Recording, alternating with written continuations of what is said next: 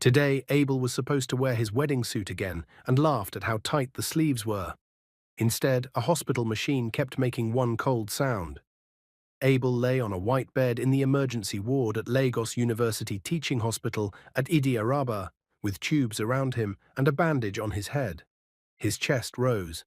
Then it struggled. Benjamin, tall, clean, in a sharp black shirt, stood at the foot of the bed like a statue. His eyes were red. He looked like someone who had money but could not buy the one thing he needed at that moment. Madame Eunice held Abel's hand with both of hers. Her fingers trembled. "Abel," she whispered, "my son, please, open your eyes." She called him my son now because that was what he had become to her. By kindness, by destiny, by everything that happened after one small decision on a dusty road. A nurse rushed in, a doctor followed. "Madam, please step back," the doctor said gently. Madame Eunice did not move. Her eyes were open, fully open, seeing the hospital light, seeing doctors, seeing fear on Benjamin's face. But she was not looking at any of them.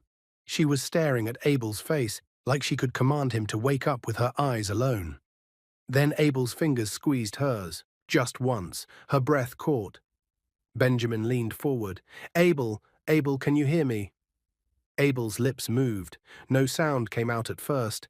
Then slowly, like a candle trying not to go out, Abel whispered, "Tell, Mama, I did not waste her."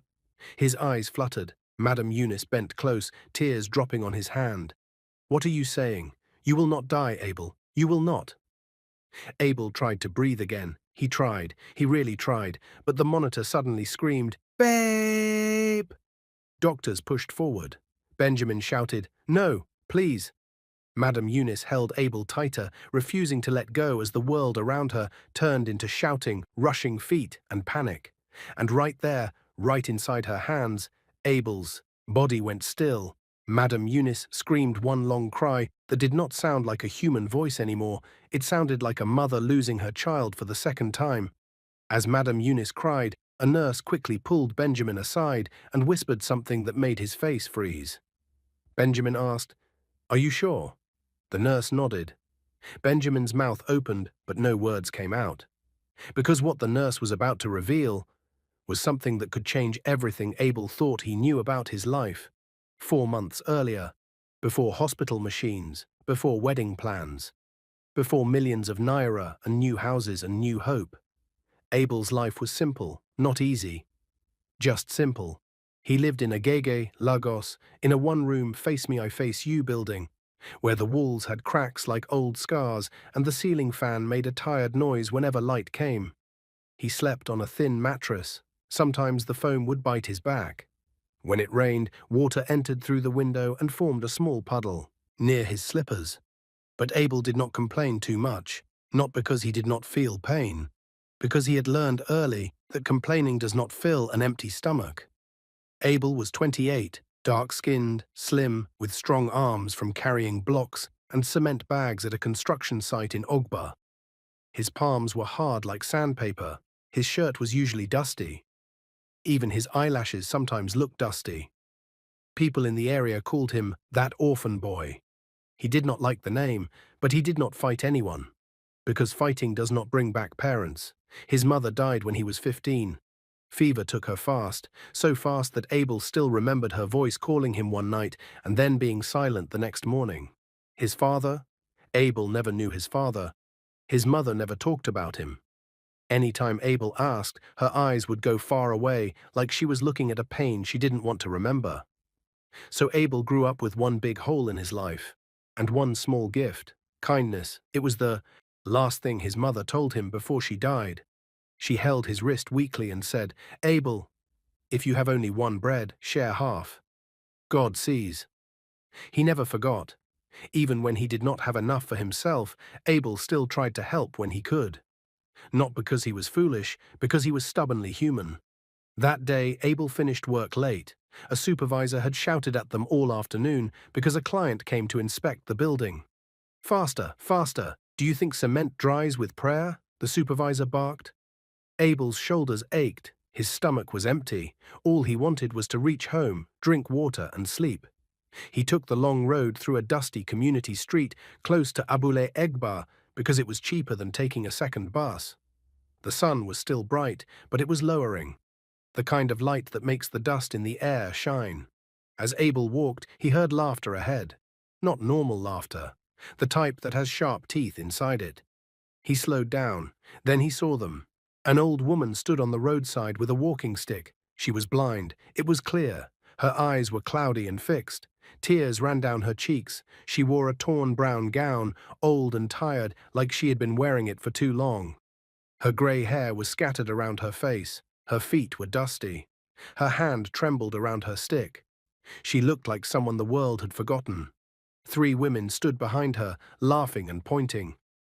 "Old witch," one of them said, snapping her fingers near the woman's ear. Mama, if you are blind, why are you outside? You want to fall inside gutter?" Another one laughed. The third woman laughed the loudest. "She's pretending. These people pretend blindness to collect money.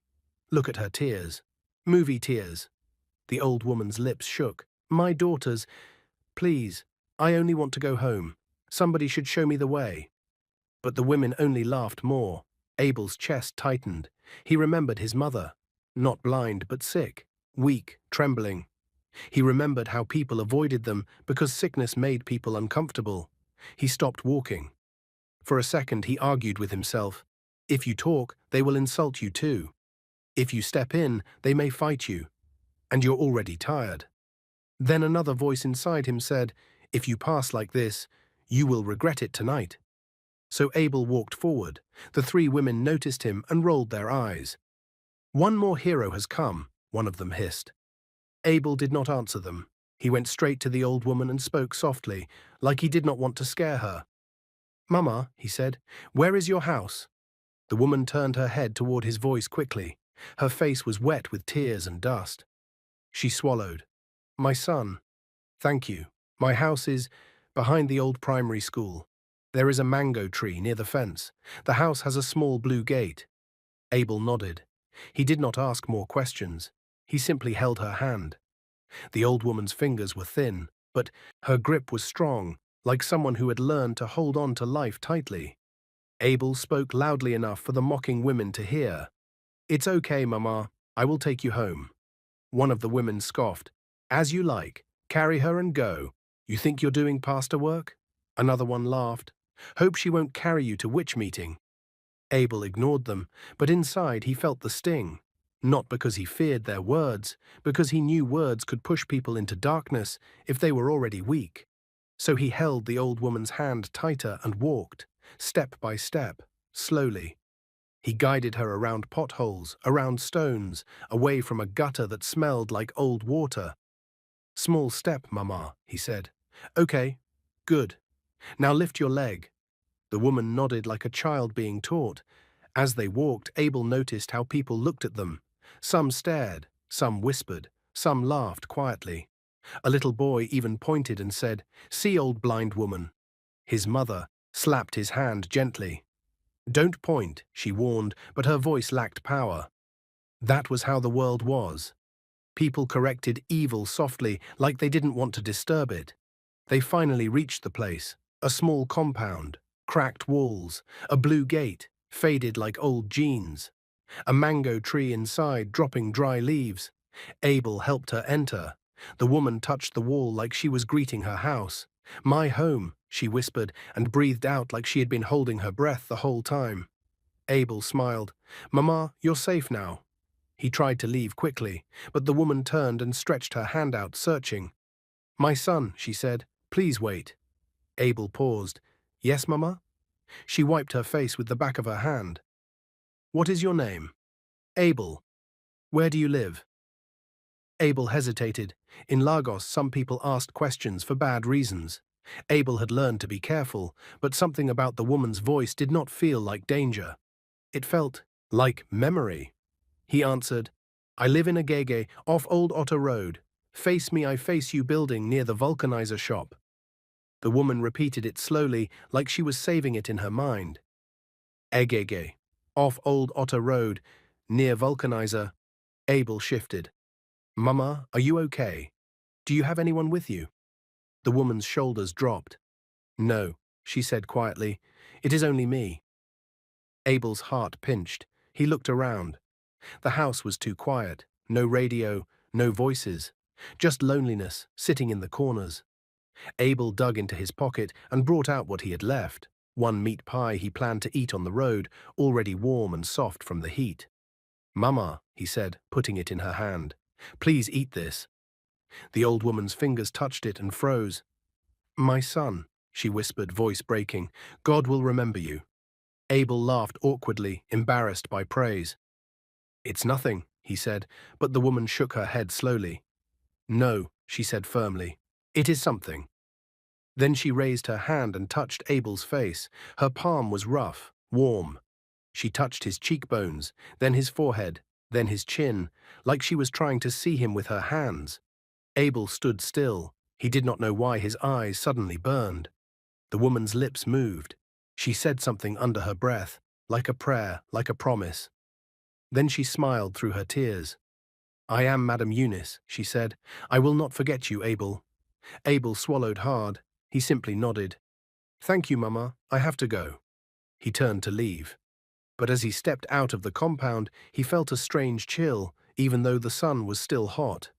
He glanced back once. Madame Eunice was still standing at the door, holding the meat pie like it was gold. Her face looked familiar, not like someone he knew, like someone he had dreamed about long ago. Abel shook the thought away and walked off, because Abel did not know that his kindness had just entered a story, bigger than him.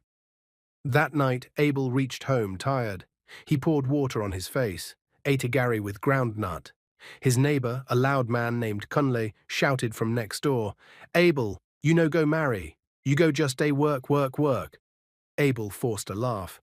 One day, he lay down, but sleep did not come quickly. His mind kept returning to the old woman's tears, her shaking voice, the way the three women laughed like it was fun to break someone. Abel stared at the ceiling and whispered, "Mama, if you're watching me."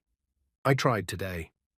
Outside, Lagos was noisy as usual. Generator sounds, distant music, a dog barking. Abel finally slept. The next morning, Abel woke early and rushed to work again. He did not know what was happening in Madame Eunice's compound.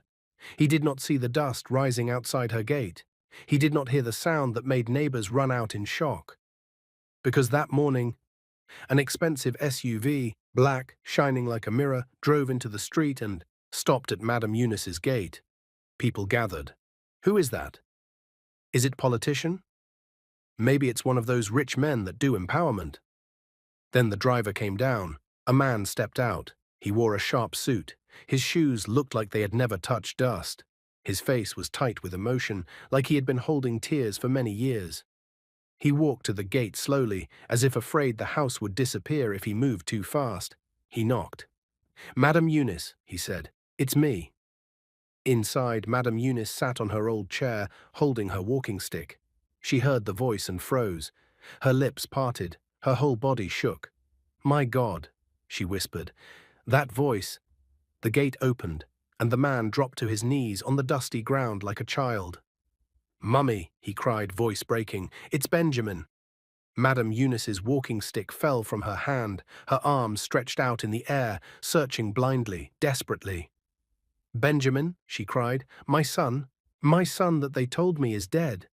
Benjamin crawled closer on his knees and held her legs like he was afraid she would push him away. "I was never dead," he sobbed. "I followed a friend. I traveled abroad. I was foolish, but God kept me. God made me somebody. I came back for you, Mummy. I came back." Madame Eunice's hands touched his head. She pressed her palms into his hair, then his face, then his shoulders. She sobbed like her chest would tear. She kept touching him, as if she could smell how he looked now. My son, she repeated. Neighbors watched, shocked. Some people covered their mouths. Some people whispered, "So she had a son all this time." Benjamin looked up, tears shining. "And Mummy," he said, wiping his face, "someone helped you yesterday. Someone led you home." Madame Eunice nodded hard. "Yes," she cried, Abel helped me." Benjamin's eyes narrowed with focus. "Abel," he repeated, What is his full name? Where does he live? Madame Eunice gripped his suit sleeve. Agege, she said quickly, off Old Otter Road. Face me, I face you, near Vulcanizer. Benjamin stood up sharply, like a man who just received a mission. He turned to his driver. Write it down, he ordered, voice firm. We will find him. Then he turned back to his mother, soft again. Mummy, he said gently, you are coming with me. To the United Kingdom. You will do surgery. You will see again. Madame Eunice trembled. See, she whispered. Me? See again? Benjamin nodded.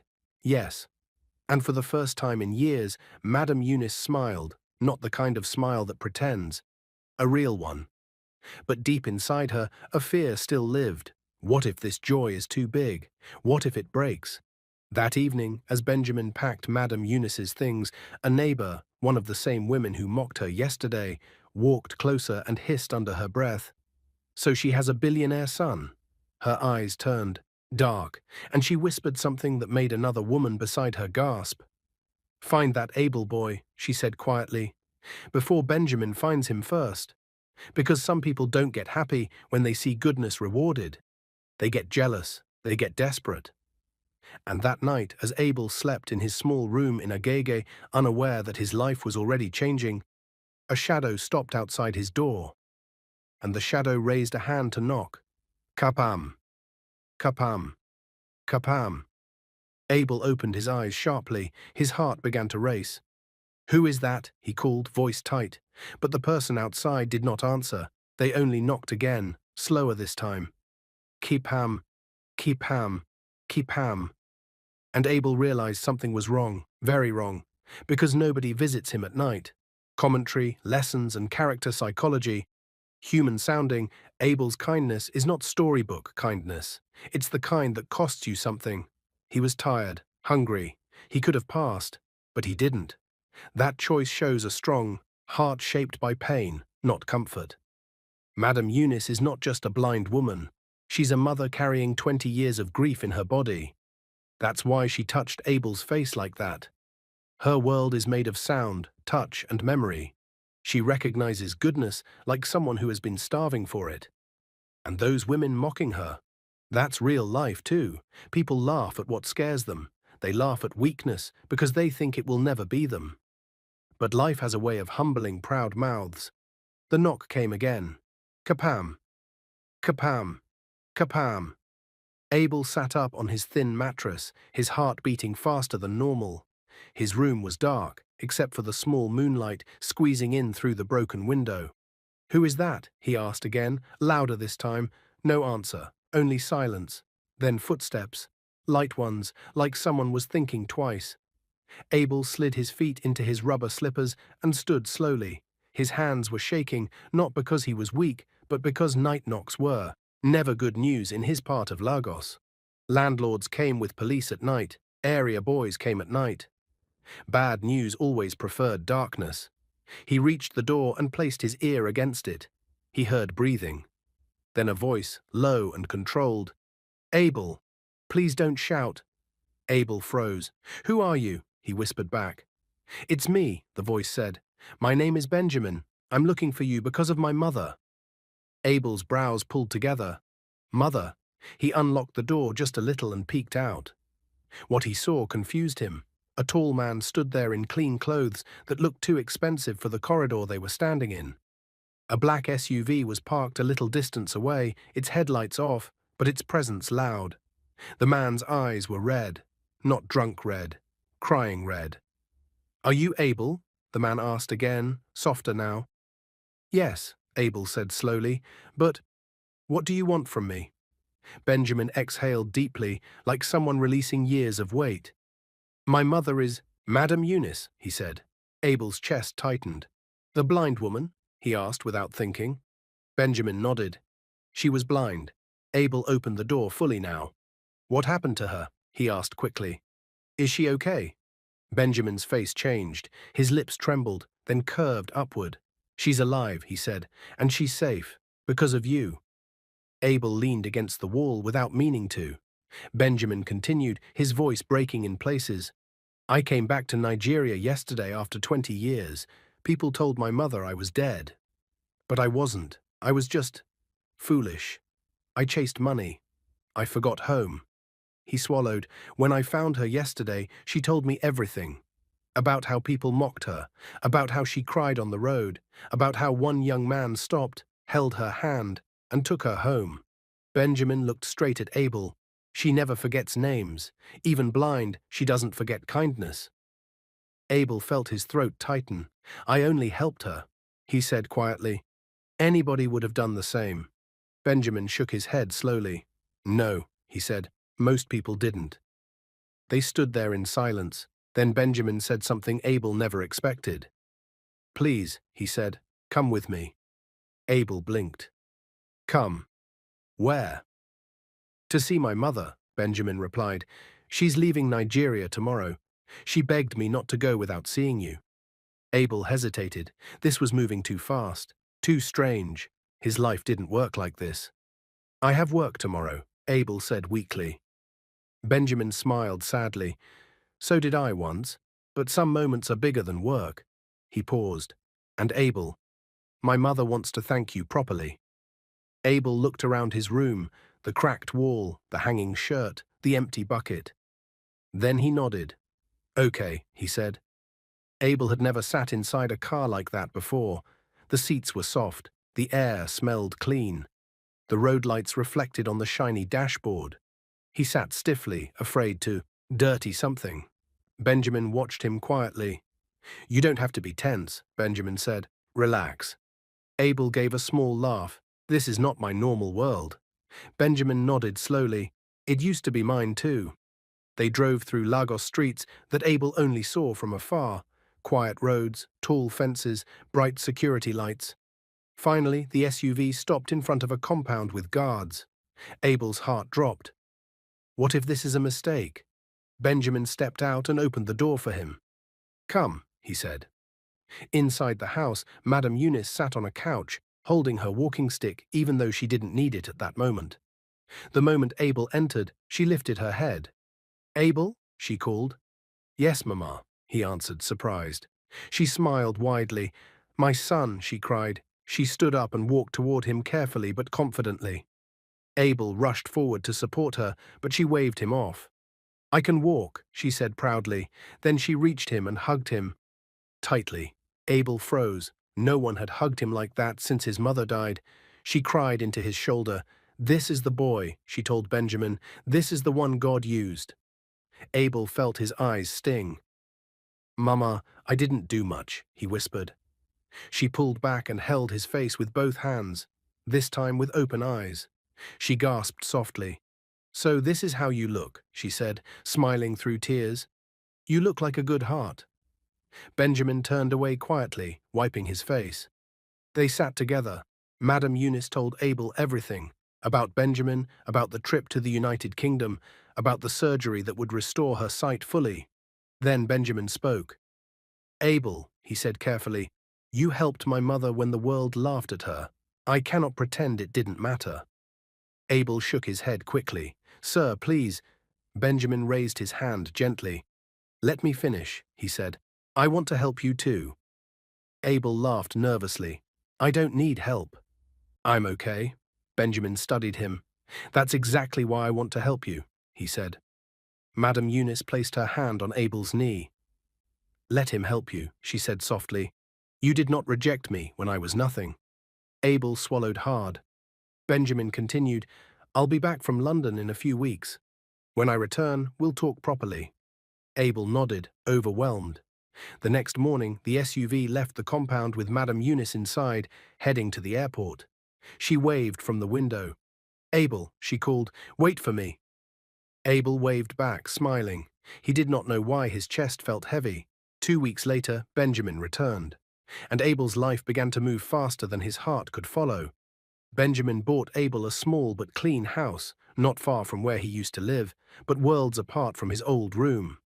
Then came the shop, a real shop, large, painted fresh, with a signboard that read, Abel stood inside it one afternoon, staring at the walls like they might disappear. This is too much, he whispered. Benjamin smiled. It's just the beginning. Abel worked like he always had. Hard, honest, focused. Months passed, the business grew, cashew bags piled up, phones rang, money came. Abel did not become proud. He still greeted people well, still helped quietly. People who once ignored him now called him Chairman Abel. But Abel remembered the dusty road, the blind woman, the hand he held. Then, one evening, as Abel sat with Benjamin and Madame Eunice discussing wedding plans, Abel was to marry a kind woman named Zainab, who loved him before the money. Madame Eunice suddenly went quiet. She held her chest. "Abel," she said slowly, eyes fixed on him, "promise me something." "Yes, Mama?" Abel asked. "No matter how high you rise," she said, "never forget the day you stopped on that road." Abel smiled. "I promise." But outside the house, a man watched from a distance, the same mocking woman's brother. And he made a phone call. "Things have changed," he said quietly, "but not everyone is happy." That night, Abel drove home alone for the first time in weeks. The road was dark. A truck appeared suddenly from nowhere. Headlights blinded him. Abel turned the steering hard, and the world flipped. Glass shattered, metal screamed, and everything went black. Abel did not feel pain at first. He felt nothing. Not the broken glass, not the twisted metal, not the blood running down his temple. Only darkness. Voices came and went like echoes underwater. Pulses weak. "Call emergency." "Careful with his neck." Then everything disappeared again. When Abel opened his eyes, just a little, the ceiling was white and blurry. A strange smell filled his nose. His mouth felt dry, like he had swallowed sand. He tried to move. He couldn't. Fear rushed into him. "Mama," he tried to say, but no sound came out. Machines beeped beside him, steady but cold. Abel slipped, back into darkness. At Luth, Idi Araba, doctors worked fast. Benjamin arrived before anyone finished explaining. His suit was gone. He wore a plain shirt. His hands shook as he signed papers without reading them. "Is he alive?" was the only thing he kept asking. "Yes," the doctor said carefully, "but he is in a coma. The head injury is serious. The next few days will tell us everything." Benjamin nodded slowly. "The next few days." That sentence sat on his chest like a stone. Madame Eunice arrived in the evening. She walked into the ward with steady steps, eyes open, seeing everything clearly now. But when she saw Abel lying there, still and quiet, her knees almost failed her. She rushed to his bedside and held his hand. "Abel," she whispered, "my son, open your eyes." Nothing. Her chest rose sharply. "This is my fault," she said suddenly, voice shaking. "If I didn't insist on all this joy, maybe—" Benjamin held her shoulders gently. "No. Mummy," he said, "don't do this to yourself." But inside, even Benjamin was afraid, because life had a cruel way of collecting debts right when happiness felt complete. Days passed. 1, 2, 5. Abel did not wake up. Zainab came every morning. She talked to him softly, told him about wedding plans they would finish later, laughed gently like he could hear. But every night she cried in the bathroom where nobody could see. On the 7th day, a doctor pulled Benjamin aside. "There's swelling in the brain," he said. "If he doesn't respond soon—" He did not finish the sentence. He didn't need to. Madame Eunice stayed by Abel's side. She did not sleep much. She told him stories. About the day they met. About how his hand felt strong when he guided her. About how kindness saved her life and his. "Abel," she whispered one night, tears dropping on his fingers, "if you wake up, I will spend the rest of my life thanking God for you." Abel's fingers twitched just once. Madame Eunice froze. "Did you see that?" she asked, breathless. Benjamin leaned closer. Nothing happened again. Hope rose, then fell. On the 9th day, rain fell heavily outside the hospital. Madame Eunice prayed quietly. Benjamin stared at the monitor. Zainab held her breath. Then Abel's heartbeat slowed. The machine beeped differently. Nurses rushed in. Doctors followed. "Step back," someone shouted. Madame Eunice refused to move. She held Abel's hand tighter. "My son," she cried, "don't leave me again."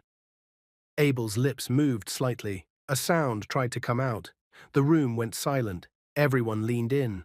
and Abel whispered something that made Madame Eunice gasp. Because he didn't call her Mama Eunice. He called her something else, something nobody expected. The room froze. The rain outside the hospital windows beat harder, like it was listening. Madame Eunice bent closer to Abel's lips, her heart pounding so loudly she could hear it in her ears. "What did you say?" she whispered. Abel's eyes were still closed. His breath was shallow, but his lips moved again. "Mama. Adama." Madame Eunice gasped. Her hand flew to her mouth. Benjamin stepped forward sharply. "What name did he say?" Madame Eunice's knees weakened. She sat down slowly on the chair beside the bed. "Adama," she repeated, barely above a whisper. "That was my name. Before I married." Benjamin stared at Abel like he was seeing him for the first time. That name was not written anywhere. That name was not public. That name belonged to a life Madame Eunice buried decades ago. "How could he know?" Benjamin asked, his voice unsteady. No one answered, because there was no simple answer. The doctor cleared his throat. "Sometimes patients in coma speak from deep memory. It doesn't always mean—" Madame Eunice shook her head. "No," she said firmly. "This is not chance." She held Abel's hand again. "Abel," she said, softly, "look at me." Her voice cracked. "If you can hear me, fight." Abel's chest rose slowly, then his eyes fluttered. Once, twice. Everyone held their breath. Abel opened his eyes, just a little. Tears streamed down Madame Eunice's face as she laughed and cried at the same time. "He's awake," Benjamin whispered. "He's awake." But the joy did not last long. Abel's eyes were confused, lost. He tried to speak, but pain crossed his face sharply. The doctor stepped in quickly. "Careful," he said. "He's awake, yes, but his condition is unstable." Abel turned his eyes weakly toward Madame Eunice. His lips moved. "Mama, I'm tired." Her heart broke. "Rest," she said quickly. "Just rest." That night Benjamin could not sleep. The name Adama kept ringing in his head. He went back to his mother's room. "Mummy," he said quietly, "tell me the truth." Madame Eunice sat on the bed holding her rosary. "There are things you never told me," Benjamin continued. "Things about the past." Madame Eunice closed her eyes. A long silence followed. Then she spoke. "Before I met your father, there was another man." Benjamin stiffened. "I was young," she said. "Poor, afraid. I got pregnant." Benjamin's breath caught. "I gave birth to a boy," Madame Eunice whispered, "but I was told the child died." Benjamin's heart pounded. "That boy's name," she paused, tears falling, "was Abel." Benjamin staggered back like someone had pushed him. "No," he said, "that's impossible." Madame Eunice looked up at him, eyes filled with pain. "The hospital lied," she said, "or someone paid them. I never saw the body." Benjamin's mind raced. The age matched, the timing matched, the kindness, the familiar pull. Benjamin covered his mouth. "Then Abel is my—" Madame Eunice shook her head gently. "I don't know," she said, "but God is revealing something." The next morning, Abel slept deeply again. Doctors warned everyone to stay calm, but outside the ward, Benjamin made a phone call. "Run a DNA test," he said firmly, quietly. He looked through the glass at Abel's still body. "If this is true," he whispered, "then destiny has been playing with us all along." That afternoon, as the nurse prepared to take Abel for a scan, his heart rate dropped suddenly. The machine alarm screamed. Doctors rushed in again. Madame Eunice grabbed Benjamin's arm. "Not again," she cried. "God, please, not again." And as they fought to stabilize Abel, Benjamin's phone vibrated in his pocket. A message flashed on the screen, "DNA results ready." The machine screamed again. Doctors moved fast, too fast. "Clear the way." "Get oxygen now. His pressure is dropping." Madame Eunice held Abel's hand like she could anchor his soul to his body. "Abel," she cried, voice breaking, "don't leave me. Please. I already lost you once." Benjamin stood frozen, the phone shaking in his hand. "DNA results ready." The screen felt heavier than a stone. He opened it. His breath left him. The result was clear, painfully clear. Match confirmed, maternal relationship, Yes, Abel was her son, not by kindness, not by destiny alone, by blood. Benjamin's knees buckled. He leaned against the wall to stop himself from falling. All this time, he whispered, all this time. Inside the ward, Abel's chest rose weakly. Then it stopped. The long, straight sound filled the room. B! No, Benjamin shouted, rushing forward. Doctors worked. Shock paddles, commands, sweat. Madame Eunice refused to step back. She bent over Abel, pressing her forehead to his. "My son," she whispered, tears soaking the sheets, "if love can hold you here, stay. If not, rest." For a moment, just one, Abel's fingers moved, his lips parted. "Mama," he breathed, "I found you." A soft smile touched his face, and then he was gone. Silence fell like a heavy cloth. Madame Eunice screamed, not loud, not wild, but deep, the kind of cry that comes from the place where life breaks. Benjamin knelt beside the bed, tears falling freely. "I'm sorry," he whispered to Abel's still body. "I came too late." Abel was buried quietly. No cameras, no loud speeches, just tears, prayers, and a truth that burned. Madame Eunice did not collapse. She aged in one day. But she stood tall at the grave. "He saved me," she told those who came, "so God allowed me to find him, even if it was only for a short time." Zainab wept like she lost her future. Benjamin funded Abel's cashew business foundation in his name, helping young orphans start honest work. Every year, on Abel's birthday, Madame Eunice sat under the mango tree in her old compound, the same place kindness began. This story teaches something painful and true. Kindness does not always protect you from loss, but it always gives your life meaning. Abel didn't help Madame Eunice to gain anything. He helped because he remembered his mother, because his heart was still soft in a hard world. And even though his life ended too soon, it was not wasted. He healed a mother's blindness. He reunited a broken family. He proved that goodness is not foolish. It is powerful. Madame Eunice learned that miracles don't always come the way we expect. Sometimes they come and leave. Benjamin learned that success means nothing if love is delayed. And Abel showed us that one small decision on a dusty road can echo forever. So the question this story leaves you with is simple. If today was your only chance to choose kindness, would you stop or would you walk past? If you like this story, comment, share and subscribe to our channel for more interesting stories.